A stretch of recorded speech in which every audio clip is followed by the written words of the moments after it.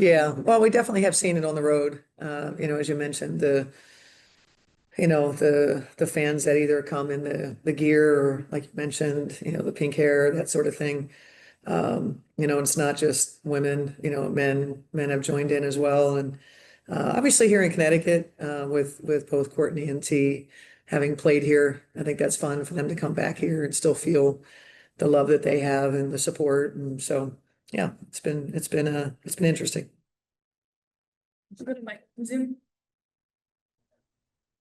Yeah, Coach, if I could ask you two questions. One, just historically, what does it mean to get 31 wins, which is a franchise record? I know there are more games now, but still Yeah. to do this, for somebody who's been there basically for everything that's mattered in the Lynx history Yeah. you have. And then if Yeah. you could just talk about getting home court advantage through the rest of the playoffs. Yeah. I mean, you get so, week to week in the league. It's really strange that I don't know how the players are, but I know we never really have looked at our record. Um, and so when you clinch and you look at the record, you go, holy cow, we have 31 wins. You mentioned the most ever in franchise history. Um, what does it mean that this group is really special? That thus far in 2 years, they've won 61 games together. That's a really, really special group. And just really happy for them. They've worked so hard, their belief in themselves, the way we do it. I'm super, super proud of. And yeah, I mean, I think it's something we don't celebrate, and I probably should be better about that. We did celebrate clinching the number one seed, and we have a scenario now that if we win our home games, we win a WNBA championship, and we believe in our abilities at home. Our fan base is terrific. They're going to turn out like crazy for us, and it doesn't mean that it's easy, but any little thing that you can get to be an advantage in your favor, we need to be able to make sure that we secure, and that that was one of our goals, and happy that the team accomplished it. Does it change anything for the remainder of games, just in terms of how you sort of divvy out minutes or anything? I mean, does it alter things because you don't necessarily have something to play for? You've accomplished what you need for a regular season.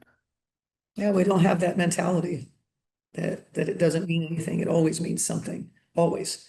Can we work on some things that we have an opportunity to look at some things, maybe combinations, build some momentum in some areas where we'd like to have some momentum. I think, I don't know, I just, this group, I can't imagine they're ever gonna go into a game going, this doesn't mean anything. It's a very dangerous place to compete when you go into a game with a mindset, you're not gonna give it your all and you're complete locked in. It's a dangerous space. Certainly not gonna let our group do that. We're gonna have goals that we're trying to meet. And this team being highly successful is still, I mean, what do we have? What, 5 games left? Some hard games, a lot of games on the road. We want to win them all. Thank you. You're welcome. We'll go to Andrew. Hey, Cheryl, congrats on the win. Thanks, Andrew. After Seattle, that tough loss, you've talked a lot about this team's ability to respond. Obviously, there was some bumps along the road today, but how did you feel their response was against Connecticut today?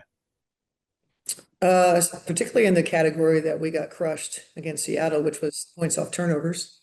We were pretty locked in, and Connecticut's pressure was more than what Seattle did in terms of their schemes and our ability to handle some physical scenarios, some double teams, and successfully beating it, and getting to places where we had easy shots, or to see Alanna Smith make some great drives to the basket, and our bench, for them to come in and give us, the seeking the paint style, playing off their defense, that sort of thing.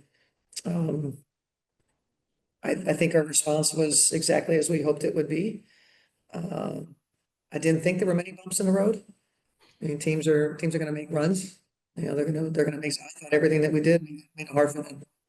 And I was probably, yeah, we didn't turn it over as much, but defensively we were significantly better than maybe any game outside of maybe 2 of the last 10. And that was important to us, that we want to make sure our defense is where we need it to be to be able to be successful in playoffs.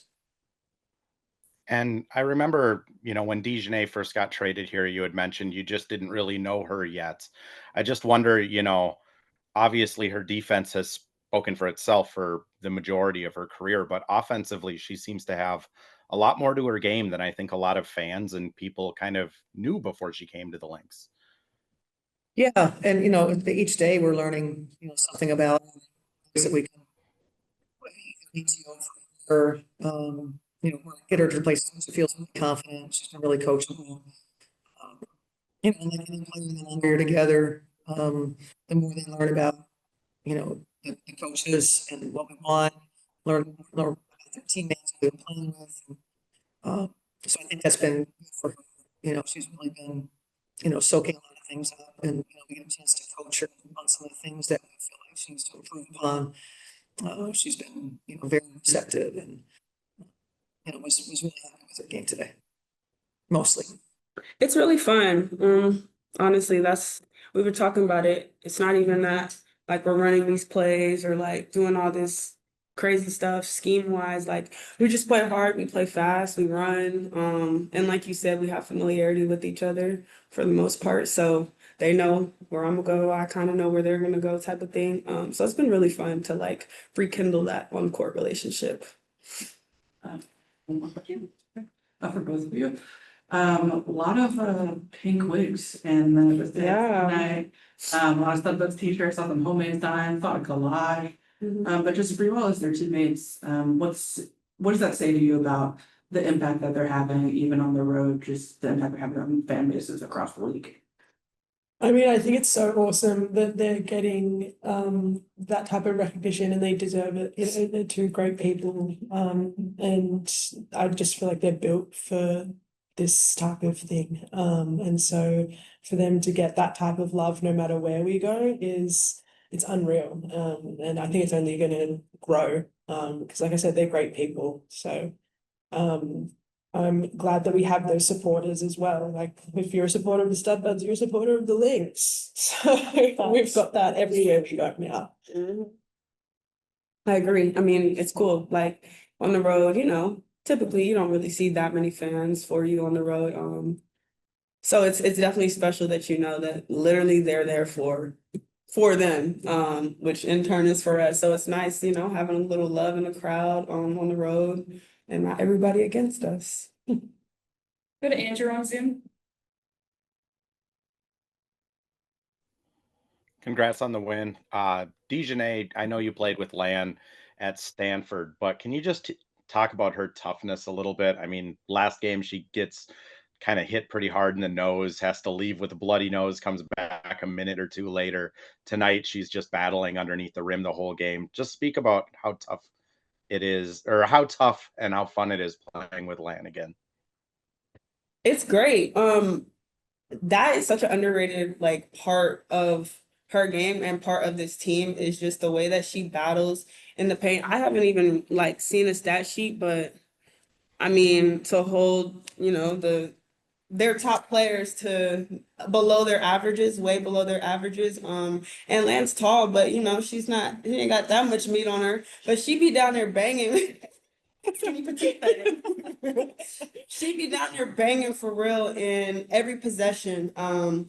Even if she doesn't, like, she didn't get credited for a lot of the rebounds that she was the reason why we actually got those rebounds. So just the little things that don't show up on stat sheets, the way that she deters guards from coming off ball screens, like little stuff like that you don't really realize are happening unless you understand basketball. That's some of the amazing things that Lan does. And then also, 18 points, 4 threes as the 5 player.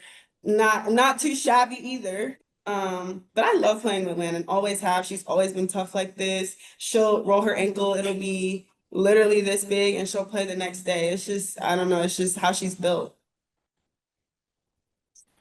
And kind of the same kind of the same question for you. I mean, when DiJonai got traded here, obviously her defensive resume speaks for itself, but offensively, she has quite a bit to her game, whether it's the mid-range kind of turnaround, 3-point, her ability to slash. Just how have you seen DiJonai grow offensively since Stanford? Yeah, I mean, I feel like Dee's turned into a three-level scorer, and you have to guard her from the three-point line to the mid-range to the paint. And so it just creates a problem for any defense.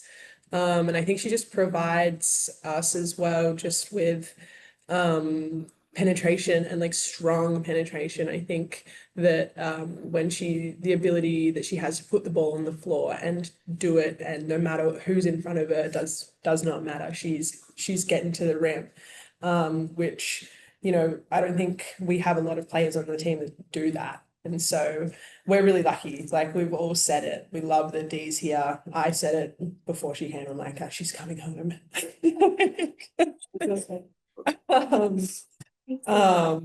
We love having her here. She's just added so much to what we already have. So I think it's only made us so much better.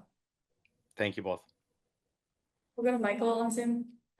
Yeah, this is for Alanna, please. You guys now have secured home court advantage for the duration of the playoffs, and that was something you didn't have last year for the finals.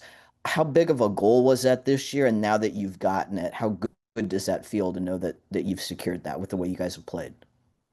It's huge. I think having the atmosphere of your home court plays a massive part in the games that you play. And so having that advantage it's amazing, because the games are so hard. Like, no matter where you are, the games are hard. And so if you have, if you have that that type of advantage, being able to play in front of your home crowd and getting that energy from your fans, it's huge. So I think we're really excited to get into playoffs and be able to play in front of our fans, and we know that they're going to bring great energy for us. Thank you. We'll go to Mike on Zoom. Hey, for either player, Connecticut had a lot of offensive rebounds in that first half, but you did a good job of shutting them down in the second half. What changed for the Lynx defense? Oh, we talked about it. We watched it and just kind of had to find ways to make it happen. You know, it's not about scheme, it's just about effort and positioning and things like that. So, you know, we just had to buy in and work a little bit harder. Like, we know how hard it is to win every single possession, every single rebound. And we just had to focus and lock in. I think that's what it's about. That's what rebounding's about.